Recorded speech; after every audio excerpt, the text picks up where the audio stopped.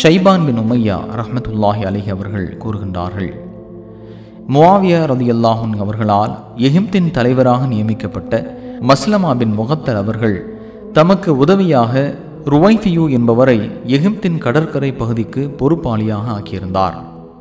ஷைபான் ஒரு நிகழ்ச்சியை கூறுகின்றார். கூம ஷரீக்கிலிருந்து அல்கமா வரை அல்லது அல்கமாவிலிருந்து கூம ஷரீக் வரை ஒரு பயணத்தில் நாங்கள் ருவைஃபியுடன் இருந்தோம். நாங்கள் பயணம் செய்து கொண்டிருந்த போது இஸ்லாத்தின் ஆரம்ப காலத்தின் நிகழ்ச்சியை ருவைஃபியூ எங்களிடம் கூறினார்.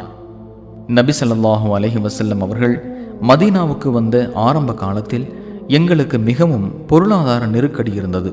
நாங்கள் போருக்கு போகும்போது கூட வாகன பிராணி இருக்காது.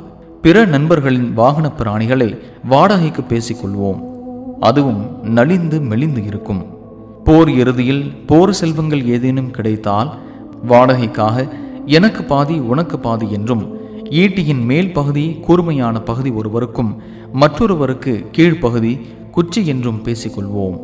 ருவைஃபியூ மேலும் கூறினார், நபி ஸல்லல்லாஹு அலைஹி வஸல்லம் அவர்கள் என்னை பார்த்து, ருவைஃபியூவே, எனக்கு பின் நீண்ட காலம் நீ வாழ்வாய் என்று கூறிய பிறகு, தாடியில் முடிச்சு போடுபவன், குதிரையின் கழுத்தில் வில்லின் நரம்பை மாலையாக போடுபவன், வாகன பிராணியின் சாணத்தை அல்லது எலும்பை தூய்மை செய்வதற்காக பயன்படுத்துபவன் ஆகியோரிடமிருந்து நான் முஹம்மது நீங்கியவன், எனக்கும் அவனுக்கும் எவ்வித தொடர்பும் இல்லை என அறிவித்து விடுங்கள் என்று கூறினார்கள்.